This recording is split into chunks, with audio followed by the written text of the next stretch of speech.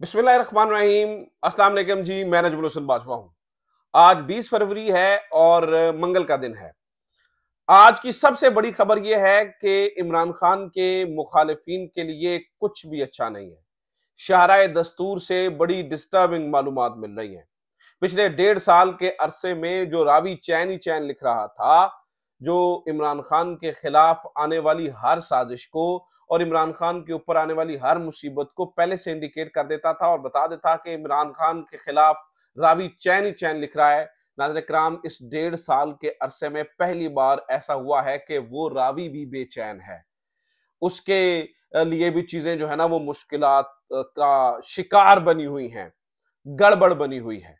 आज सुबह सवेरे एक खबर मौसूल हुई और वो खबर दी अदील सरफराज साहब ने। सुप्रीम कोर्ट के सीनियर जर्नलिस्ट हैं, बड़े सीजन जर्नलिस्ट हैं, इमरान खान के भी बड़े क्रिटिक रहे हैं, लेकिन पिछले कुछ अरसे से वो बड़ी जबरदस्त किस्म की जर्नलिज्म कर रहे हैं। उनकी खबरें बाउंस बैक नहीं करती। अदील सरफराज साहब, उन्होंने आज सुबह सवेरे अपने ट्विटर के ऊपर लिखा रेजिग्नेशन, रेजिग्नेशन यानी कि इस्तीफा।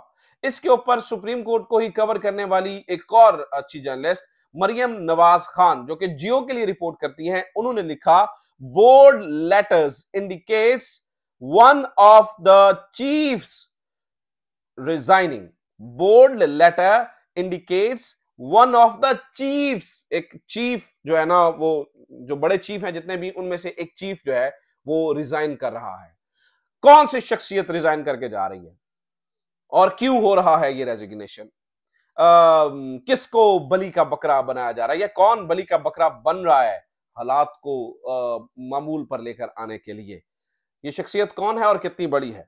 कुछ खबरें इस हवाले से नाज़रीन किराम मैं आपके सामने रखूंगा, लेकिन सबसे पहले ये जान लेते हैं कि ये रेजिग्नेशन क्यों आ रहा है। फिर कुछ जो इनसाइड इंफॉर्मेशन है, जो इतलात मिल रही है कि ये किसका रेजिग्नेशन हो सकता है या कौन सी अहम तरीन शख्सियत जो है ना वो रिजाइन करने वाली है, ये मैं आपके सामने रखूंगा। लेकिन सबसे पहले बात कर लेते हैं क्यों रेजिग्नेशन कर रही है।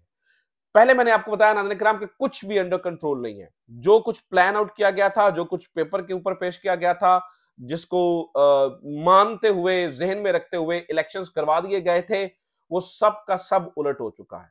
और अफसोस की बात तो यह है कि रिजल्ट्स को मैनेज करने के बाद भी, यानी कि इमरान खान की सीटें मैनेज करने के बाद भी, सीटों को कम कट टू साइज करने के बाद भी एक और प्लान किया गया था। फिर पेपर के ऊपर कुछ प्लानिंग रखी गई थी।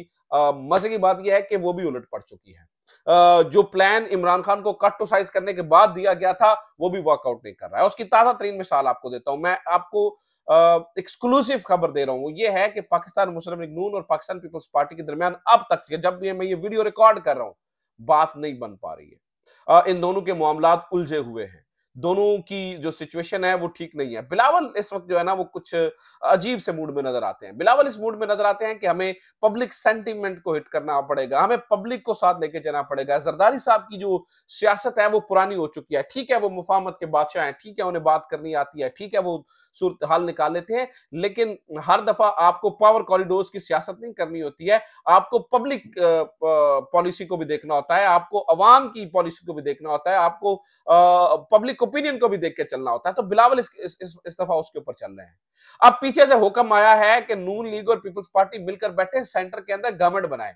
तो बिलावल साहब ये कह रहे हैं कि ठीक है, हम वोट तो दे देंगे लेकिन काबीना में नहीं बैठेंगे। नून लीग इसके ऊपर जिद किए बैठी है कि हम अकेले काबीना के अंदर नहीं बैठ रहे, इस गंद का बोझ हम क्यों उठाएं। पहले ही पीडीएम की सूरत में बेशक ये हमारे साथ भी थे, लेकिन at the end of the day इस गंद के टोकरे को हमें अकेले सर पे उठाना पड़ा। लेकिन पाकिस्तान पीपल्स पार्टी इस दफा ये कह रही है कि जी हम काबीना में नहीं बैठेंगे। नाज़रीन किराम, इस मामले के ऊपर एक डेडलॉक है।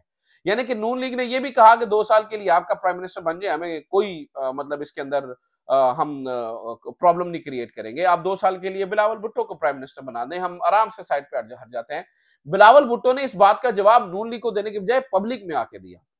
यानी कि बिलावल इस वक्त ये चाह रहे हैं कि मैं पब्लिक में जितना पॉपुलर हो सकता हूं, यानी कि इस वक्त एंटी शरीफ खानदान वो या वो हर वो फैक्टर जो कि इमरान खान के खिलाफ है, उसको अगर आप हिट करेंगे तो पब्लिक सपोर्ट आपको मिलेगी। बिलावल कहते हैं जी मैं सियासी कैदियों को छोड़ूंगा, यानी कि इमरान खान के ऊपर वो बात करते हैं, इमरान खान के लिए सॉफ्ट कॉर्नर शो कर रहे हैं, शरीफ खानदान के लिए जरा सख्त अल्फाज इस्तेमाल कर रहे हैं। इसका मतलब यह है कि वो पब्लिक सेंटीमेंट को कैश आउट करना चाह रहे हैं।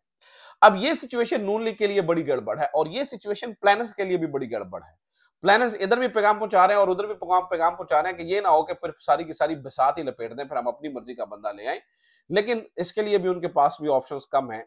इसलिए नाज़रीन इकराम, ये जो मैं बता रहा हूं ना कि जो सिचुएशन आउट ऑफ कंट्रोल है, वो जो चीजें जो है ना वो बैकफायर कर रही हैं, जो चीजें इस वक्त कंट्रोल में नहीं आ रही, उसकी वजह ये है। और आप ये देखिए कि बिलावल भुट्टो इस टाइम बड़ा एग्रेसिवली खेलने के मूड में है। आज आपने ये देखा कि मतीउल्लाह जान ने उनसे सवाल किया कि आप तो मिलते हैं, जब आप फिर एस्टैब्लिशमेंट से मिलकर आते हैं या डील करके आते हैं, तो फिर आपकी बात पे कैसे एतबार किया जाए। तो उसके ऊपर बिलावल भुट्टो भड़क गए कि किसके पास सबूत है कि मैंने एस्टैब्लिशमेंट से डील किया। जब मैं उनसे मिल भी रहा था तो मैं आइन और कॉन्स्टिट्यूशन के लिए मिल रहा था। गो कि इसके ऊपर कोई भी भरोसा नहीं करेगा, इसके ऊपर कोई भी यकीन नहीं करेगा, लेकिन वो इस बात को क्लेम कर रहे हैं, नहीं जी मैं उनके साथ मुलाकातें भी कर रहा हूं, तो मैं आइन और कानून के लिए मुलाकातें कर रहा हूं, मैं कॉन्स्टिट्यूशन के लिए मुलाकात कर रहा हूं, और ये सारी चीजें हैं। दूसरी बात यह है नाज़रीन किराम के बंदे कंट्रोल में नहीं आ रहे हैं, लोग कंट्रोल में नहीं आ रहे हैं, चीजें कंट्रोल में नहीं हो रही हैं। ये सबसे बड़ा दूसरा मामला है। NA 146 से आपको पता है कि जो नोटिफिकेशन जारी हुआ और उसके बाद MNA पाकिस्तान तहरीक इंसाफ के अंदर शामिल हो गए, आज उनका नोटिफिकेशन मुअत्तल कर दिया गया है। चीजें कंट्रोल नहीं हो रही हैं, मामलात कंट्रोल नहीं हो रहे हैं, और फिर मामलात इस हद तक खराब हो चुके हैं कि मीडिया इमरान खान को दिखाना शुरू हो चुका है, इमरान खान की बात करना शुरू हो चुका है। आज उसका भी हल ढूंढा गया है। पता चला है कि कुछ लोगों को बुलाया गया है, मीडिया ऑनर्स को कहा गया है कि बड़ा शौक है तुम्हें इमरान खान की तस्वीर दिखाने का, ये शौक हम तुम्हारा पूरा कर देते हैं। यानी कि वो अली अमीन गंडापुर ने भी वो तस्वीर हाथ में उठाए, वो इस तरह से किया था। तो वो ये कहा जा रहा है जी बड़ा शौक है आपको ये इमरान खान की तस्वीर दिखाने का। तो वहां से भी एक एग्रेसिव पॉलिसी, एक एग्रेसिव जो है ना वो टोन के साथ आ रहे हैं वो। और उसकी जो है ना वो मिसाल आपने कल देख ली कि मुनीब फारूक साहब की वो वीडियो, जिसके अंदर वो क्लेम कर रहे हैं कि अगर बच्चे ये कहें कि हमने जो है ना वो ड्रग्स पे लग जाना, सारे वोट्स दे दें, तो इसका मतलब ये तो नहीं है कि बाप उस चीज को मान ले, बाप तो नहीं मानेगा। यानी कि एक एग्रेसिव स्टैंस है दोनों तरफ से। ना ये पीछे हट रहे हैं ना वो पीछे हट रहे हैं, लेकिन असल कहानी ये है कि प्लान नहीं चल रहा है, प्लान पूरा नहीं हो रहा है। इसलिए पीछे कदम हटाना मजबूरी बन जाएगा। आप जितना दिल एग्रेसिवली आप 2 कदम 4 कदम 6 कदम आगे बढ़ने की कोशिश करें, लेकिन जो ताकतवरों का प्लान है वो चल नहीं रहा है।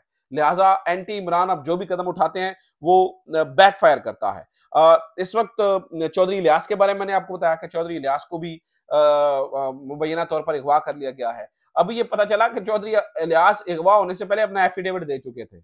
ये भी इतलात मिल रही है कि वो अपना एफिडेविट दे चुके थे और वो ये कह चुके थे कि जिस पार्टी में आप कहेंगे हम शामिल हो जाएंगे। यानी कि चौधरी इलियास अपना काम मुकम्मल कर चुके हैं। अभी तक की इतलात है, मेरे सामने एक डॉक्यूमेंट आया है, उस डॉक्यूमेंट को मैंने देखा तो मुझे अंदाजा हुआ कि जो है ना वो उसके अंदर वो उनका टिक हुआ है।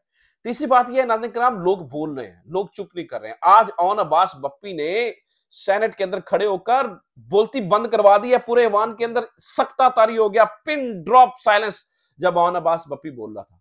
उसने कहा कि मुझे उठाया गया लाहौर डिफेंस से, मुझसे चिल्ला कटवाया गया, मेरे आमों के बाग उजाड़ दिए, मेरा घर तोड़ दिया, मेरी फैक्ट्री तोड़ दी।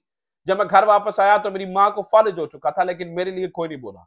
मेरे से जबरदस्ती 20 सेकंड की वीडियो रिकॉर्ड करवाई गई जिसमें कहा गया कि मैं पाकिस्तान तहरीक इंसाफ को छोड़ता हूं। तो नाज़रीन किराम इसके ऊपर तहरीक इंसाफ भी बोल रही है। उन्होंने कहा जी लोग तो बोल रहे हैं, जैसे उस्मान डार नहीं चुप करके बैठा, उनबास बप्पी नहीं चुप करके बैठा, मुसर्रत जमशेद चीमा नहीं चुप करके बैठी, अली अवान नहीं चुप करके बैठा, तो इन लोगों को दोबारा तहरीक इंसाफ के अंदर वापस ले लिया जाएगा। ठीक है, इन लोगों को तो नहीं छोड़ा जाएगा, क्योंकि ये गन पॉइंट के ऊपर वीडियोस के बावजूद भी बोल रहे हैं और खामोश नहीं हो रहे हैं। तो लोग बोल रहे हैं नाज़रीन इकराम, लोग चुप नहीं कर रहे हैं। इसलिए वो जो मैं इस्तीफे वाली बात कर रहा हूं ना, वो जो इस्तीफा अब ऑप्शन बनता जा रहा है, उसकी वजह यह है कि ये सारी चीजें हो रही हैं, प्लान मुकम्मल नहीं हो पा रहा। जो कैलकुलेट करते हैं बैकफायर कर रहा है, जो कैलकुलेट करते हैं बैकफायर कर रहा है। जितनी कैलकुलेशंस की जाती हैं वो बैकफायर कर रही हैं। फिर एक और खबर सुने जनाब के सहाफी अब बादल ना ख्वास्ता सच सामने लेकर आए हैं। जावेद चौधरी जैसे वो लोग जो कि रोज बैठ के हमें ये बताते थे कि इमरान खान की सियासत में आखिरी कील ठोक दिया गया है, अब इमरान खान की सियासत खत्म हो जाएगी। आज उनका कॉलम पढ़ा है आपने? आज उन्होंने एक आर्टिकल लिखा है, उनके जो ना आर्टिकल का नाम भी बताता हूं, नवाज शरीफ के पास क्या ऑप्शन बाकी है। आप जाके पढ़िए इसमें वो क्या बता रहे हैं। जावेद चौधरी जैसा बंदा मान रहा है कि नवाज शरीफ की जो है ना वो सीट वो हार चुके हैं, मरियम नवाज की सीट वो हार चुके हैं, शहबाज शरीफ की सीट वो हार चुके हैं, हमजा शहबाज की सीट वो हार चुके हैं। ये जावेद चौधरी मानो, वो कह रहे हैं जी तहरीक इंसाफ की 125 से ज्यादा जो है ना वो सीटें बनती हैं, वो के इससे ज्यादा है। 150 से 180 के दरमियान तहरीक इंसाफ की सीटें हैं, लेकिन चले जावेद चौधरी भी ये मान रहे हैं कि 125 सीटें तहरीक इंसाफ की बनती हैं, वो उनको दे दी जाए, वो उनसे ना छीनी जाए। वो जितनी सीटें बनती हैं, अब मैं कह रहा हूं 125 तो क्या, आप देखें ना, 13 तो सीधी सीधी वो पिंडी कमिश्नर बता के गया है, 16 से 19 सीटें आप कराची में। तो भाई आप किन किन सीटों को पूरा करेंगे? बाकी अभी जेलम पीछे रहता है, चकवाल पीछे रहता है, तलागंग पीछे रहता है, गुजरात पीछे रहता है, गुजरावाला, फिर लाहौर के अंदर जो ड्रामेबाजी की गई है, तो आप कहां-कहां से सीटें जो है ना वो पूरी करके देंगे? 115 सीटें तो टोटल सिर्फ पंजाब के अंदर ही हैं, 42 आपकी जो है ना वो केपीके से हैं, 16 रिपोर्टेडली कराची से हैं, 4 आपकी जो है ना वो बलूचिस्तान से हैं। आप पूरी करें ना, आप पूरी करें, किधर जाएगी बात? तो जावेद चौधरी भी आज उन्होंने बता दिया कि नून लीग की खामियां क्या है। नून लीग का मसला यह है कि नून लीग के अंदर नौजवान क्यादत नहीं है, फैमिली लिमिटेड है। इमरान खान ने इस दफा 79% लोगों को या नए चेहरों को या पार्टी से ग्रास रूट लेवल के लोगों को टिकटें दी हैं। ये काम नून लीग में नहीं हो सकता है। जो इमरान खान की पॉलिसी टो नहीं करेगा उसे जाना पड़ेगा, जबकि नवाज शरीफ के पास बड़े पुराने वही जो है ना वो चेहरे मौजूद हैं। इमरान खान अपनी आल औलाद को नहीं, अपने वर्कर्स को आगे लेके आता है, जबकि नवाज शरीफ अपनी बेटी को लॉन्च करने के लिए अपना पूरा पूरा करियर तबाह कर चुके हैं। तो कहने का मतलब है खराबियां हैं, शारा दस्तूर पे कुछ भी अच्छा नहीं है। जो चीफ के रेजिग्नेशन, जो बड़े चीफ के रेजिग्नेशन की बात हो रही है, वो इसी वजह से हो रही है। इसके ऊपर असतूर ने एक खबर दी है और एक खबर नाज़रीन किराम मेरे पास है। हम इसको जरा कैलकुलेट करने की कोशिश करते हैं कि कौन से चीफ की बात हो रही है। इसको जरा कैलकुलेट कर लेते हैं और थोड़ा सा समझने की कोशिश करते हैं। असद तूर ने बताया कि काजी फायज ईसा को बलि का बकरा बनाया जा रहा है और सिकंदर सुल्तान राजा को बलि का बकरा बनाया जा रहा है। उन्होंने तो कहा जी इनको टिश्यू पेपर के साथ इस्तेमाल कर लिया गया है, अब इनको फेंकने का वक्त आ चुका है क्योंकि ये इस्तेमाल हो चुके हैं। फिर ये भी इंडिकेट करता है कि अदील सरफराज चूंकि सुप्रीम कोर्ट कवर करते हैं, मरियम नवाज भी सुप्रीम कोर्ट करती हैं और चीफ जस्टिस भी तो एक बड़े चीफ होते हैं। तो क्या ये चीफ जस्टिस के इस्तीफे की बात हो रही है? मेरी मालूमात बताती हैं नहीं, चीफ जस्टिस इस्तीफा देकर नहीं जा रहे हैं। अभी तक की मालूमात के मुताबिक हो भी सकता है क्योंकि सारी इस तरफ चीजें इंडिकेट कर रही हैं, लेकिन चीफ जस्टिस इस्तीफा नहीं दे रहे हैं। हाँ, जिसके इस्तीफे की जो है ना वो इस वक्त कोशिश हो भी रही है और उसको बड़ा बली का बकरा बनाया जा रहा है, वो चीफ इलेक्शन कमिश्नर है। वो भी तो एक बड़े चीफ हैं, सिकंदर सुल्तान राजा। सिकंदर सुल्तान राजा के इस्तीफे की बात हो सकती है क्योंकि आज तहरीक इंसाफ ने भी, यानी कि बैरिस्टर गोहर ने भी उनके इस्तीफे की डिमांड कर दी है कि वो उनका इस्तीफा जो है वो नाज़िर इस्तीफा हो सकता है। वैसे तो मुझे लगता है कि इस वक्त अदालतें हों, मीडिया हो, चीजें हर चीज थोड़ी थोड़ी आउट ऑफ कंट्रोल लग रही है। जैसे आप देखें आज जस्टिस बाबर सत्तार ने वो बुला लिया डिप्टी कमिश्नर को, वारंट गिरफ्तारी जारी की है। तो ब्यूरोक्रेसी को भी पैगाम देने की कोशिश है कि शाह से ज्यादा शाह के वफादार ना बने। तो हर चीज तो आउट ऑफ कंट्रोल है, हर चीज तो आउट ऑफ कंट्रोल है। जितनी प्लानिंग वहां से ताकतवरों से की जा रही है, हर चीज आउट ऑफ कंट्रोल हो चुकी है। और फिर एक और कदम वजीर आजम की जानिब से भी उठाया गया है। वो जनाज़े कराम ये उठाया गया है कि आईबी को, पहले ये डायरेक्ट वजीर आजम के अंडर होती है, इसे एक ऑटोनोमस एक एजेंसी बनाया गया है ताकि एक सिविलियन प्राइम मिनिस्टर को, मेरे ख्याल से वो इतनी, मेरे ख्याल से अगला प्राइम मिनिस्टर आके इसको कलअदम करार दे देगा क्योंकि वो उसको आईबी की जरूरत होती है डायरेक्ट, ताकि वो वजीर आजम को, प्राइम मिनिस्टर को रिपोर्ट करे। तो ये मामला है। और आखिरी खबर सुन लीजिए नाज़रीन कराम, पाकिस्तान, हम एक जमहूरी मुल्क के अंदर रहते हैं और एक्स यानी कि ट्विटर का पाकिस्तान में मुकम्मल बंद है। वजीर दाखिला कहते हैं उनसे टेक्नोलॉजी से वालों से पूछे, पीटीए वाले कहते हैं वजीर दाखिला से पूछे, किसी को कुछ पता नहीं है किसने बंद किया, क्यों बंद किया। आपका प्राइम मिनिस्टर भी इस टाइम मुख्तलिफ ऐप्स को, वो जो होती हैं वीपीएन वगैरह, उनको इस्तेमाल करके एक्स या ट्विटर पाकिस्तान में इस्तेमाल कर रहा है। हालात ये हो चुके हैं, लिहाजा शारा दस्तूर पे कुछ भी अच्छा नहीं है। रावी चैनी चैन नहीं लिख रहा, गड़बड़ाहट है, गड़बड़ाहट है और गड़बड़ाहट है। देखते हैं इन दोनों चीफ्स में से जिनकी मैंने बात किया कौन सा इस्तीफा पहले आता है। अपना ख्याल रखिए, खुदा हाफिज, पाकिस्तान जिंदाबाद।